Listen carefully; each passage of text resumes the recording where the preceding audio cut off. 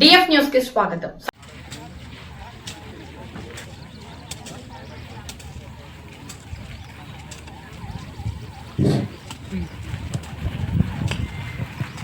మనం renewable energy promote చేస్తున్నాం.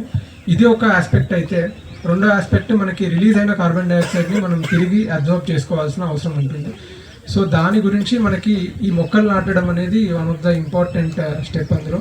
So ఈ రోజు కూడా మనకి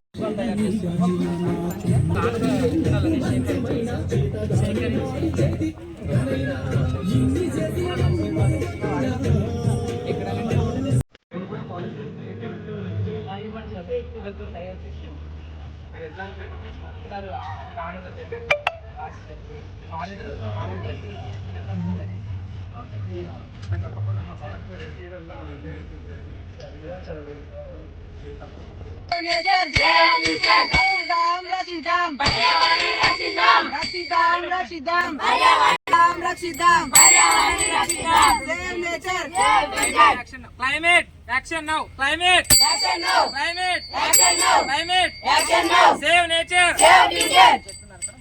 చెట్లు నరకడం మహాపాపం. చెట్లు నరకడం మహాపాపం. ప్రతి ఒక్కరు మొక్కలు నాటాలి. ప్రతి ఒక్కరు మొక్కలు నాటాలి. ప్రతి ఒక్కరు మొక్కలు నాటాలి. Save nature. Save future. Save nature. Save future. Save nature. Save future.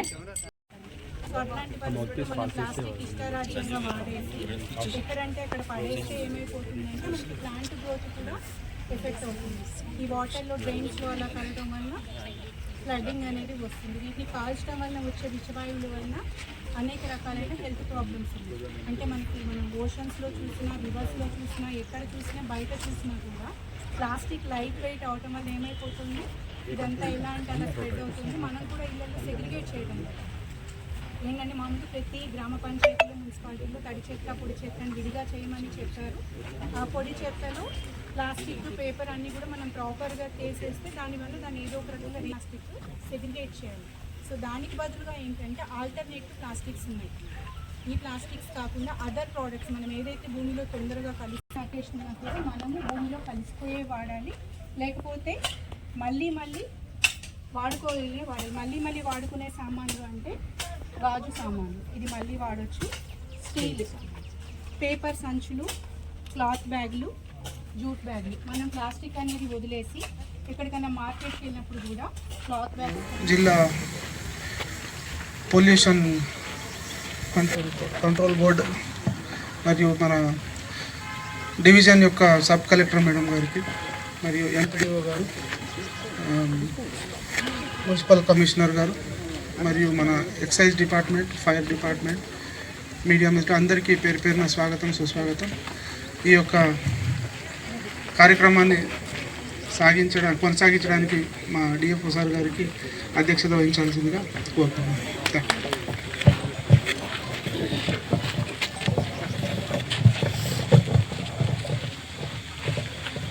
ఇలాంటి ఇంపాక్ట్స్ అన్నీ ఉంటాయి.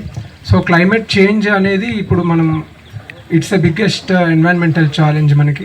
సో క్లైమేట్ చేంజ్ని మనం అడ్రస్ చేయడానికి గవర్నమెంట్ ఆఫ్ ఇండియా 2070 కల్లా మనం కార్బన్ డైఆక్సైడ్ అంటే నెట్ జీరో కంట్రీగా మనము all other forest officers and ఇక్కడ అటెండ్ అయిన పబ్లిక్కి కూడా వెరీ గుడ్ మార్నింగ్. మీరందరూ కూడా ఇప్పుడు కూర్చున్నది environment, happy environment day to all. దీని గురించి డిఎఫ్ఓ గారు అండ్ అదర్స్ కూడా ఎక్స్ప్లెయిన్ చేశారు. But I want you all to note, మనం కూర్చున్నది ఎకో పార్క్. సో నారాయణఖేడ్ డివిజన్కి, మన టౌన్కి ఇంత దగ్గరగా ఒక మంచి ఎకో పార్క్ ఇప్పుడు డెవలప్ చేశారు.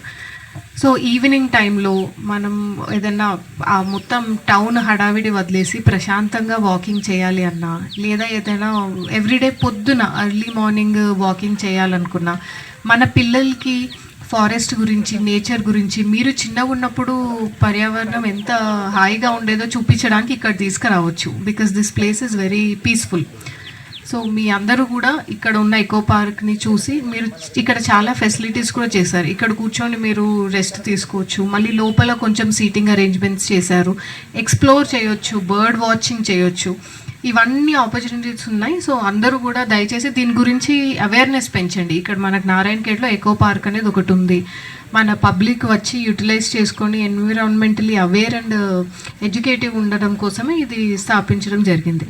సో మీ అందరూ కూడా దీన్ని బాగా యూస్ చేసుకోండి అండ్ దీని గురించి అందరికీ చెప్పి అందరినీ యూస్ చేసుకునేలాగా చూడండి.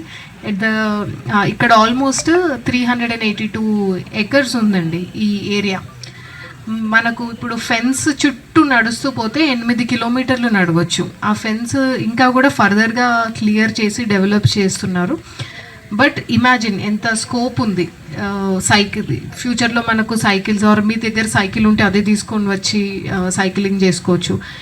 ఇది ఇప్పుడే వచ్చింది నారాయణఖేడ్ డివిజన్కి న్యూ ఆపర్చునిటీ. సో అందరూ కూడా ఒక మంచి పార్క్ని యూజ్ చేసుకోండి. ఏదైనా ఫెసిలిటీ మనం గవర్నమెంట్ క్రియేట్ చేసినప్పుడు దాన్ని మనం ఎంత యూటిలైజ్ చేసుకుంటే అంత బెనిఫిట్. యూటిలైజ్ చేసుకోకుంటే అది డీఫంక్ట్ అయిపోతుంది, ఓన్లీ డిపార్ట్మెంట్ లోపలనే ఉంటుంది.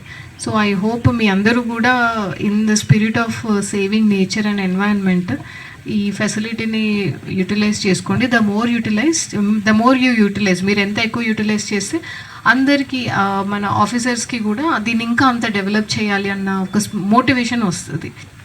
So that's it from my side. Thank you. పర్యావరణ దినోత్సవం సందర్భంగా మన నారాయణఖేడ్ డివిజన్లోని నారాయణఖేడ్ అర్బన్ ఎకో పార్క్లో ప్రపంచ పర్యావరణ దినోత్సవం వేడుకలు సెలబ్రేట్ చేసుకోవడం జరిగింది. అయితే ఈ సంవత్సరం మన UNEP united nation environment programme నుండి మనకి ఇచ్చిన థీమ్ ఏంటి అంటే inspired by nature for future for climate. So ఈ థీమ్ యొక్క ముఖ్య ఉద్దేశం ఏంటి అంటే మనం క్లైమేట్ చేంజ్ని దానివల్ల వచ్చే వివిధ రకాల ప్రాబ్లమ్స్ని మనం ట్యాకిల్ చేయడం కోసం నేచర్ ద్వారా మనకి ఏవైతే సొల్యూషన్స్ ఉంటాయో వాటిపైన దృష్టి పెట్టాలి అనేది ఈరోజు యొక్క ప్రత్యేకమైన థీమ్.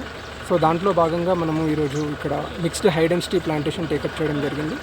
ఆ మిక్స్డ్ హై డెన్సిటీ ప్లాంటేషన్లో భాగంగా ఏంటంటే 1 hectare ఏరియాలో 10,000 మొక్కలు అనేది నాటడం జరుగుతుంది. అయితే మనకి ఇంకా వర్షాలు రాలేదు కాబట్టి ఈరోజు మనం సెరమోనియల్గా ప్లాంటింగ్ అనేది చేయడం జరిగింది. మనం వర్షాలు ఎప్పుడైతే వస్తాయో రాగానే ఇమీడియట్గా ఒక 1 hectare ఏరియా తీసుకొని అక్కడ 10,000 మొక్కలు అనేది నాటడం జరుగుతుంది. సో ఈ మిక్స్డ్ హై డెన్సిటీ ప్లాంటేషన్ అనేది మనకి భారతదేశం వ్యాప్తంగా ప్రతి జిల్లాలో కూడా ఈ ప్లాంటేషన్ అనేది జరుగుతుంది. మన honourable prime minister sir call ఇచ్చారు. సో దానికి అకార్డింగ్లీ ఈరోజు ఈ ప్లాంటేషన్ అనేది టేకప్ చేయడం జరిగింది. ఈరోజు థీమ్లో కూడా ముఖ్య ఉద్దేశం ఏంటంటే నేచర్ బేస్డ్ సొల్యూషన్స్ ఏంటి అనేది మనం ఐడెంటిఫై చేయాలి. అట్లాగే మనం ఈరోజు ఫారెస్ట్ యొక్క ఇంపార్టెన్స్, వెట్లాండ్స్ యొక్క ఇంపార్టెన్స్, అట్లాగే మ్యాంగ్రూవ్స్, వివిధ రకమైన ఈకోసిస్టమ్స్ యొక్క ఇంపార్టెన్స్ గురించి మనం అవేర్నెస్ ఇవ్వడం జరిగింది. ఈ కార్యక్రమంలో మన Narayankhed sub collector Umaharathi IAS గారు, అట్లాగే pollution control board, municipal commissioners, MPDOs, police department, different NGOs like Lions Club and some other environmentalists have also participated. మన DF న్యూస్ నారాయణఖేడ్ ఛానల్ను వీక్షించినందుకు ధన్యవాదాలు. లైక్, షేర్ అండ్ సబ్స్క్రైబ్ చేయండి. Thank you for supporting DF news channel Narayankhed.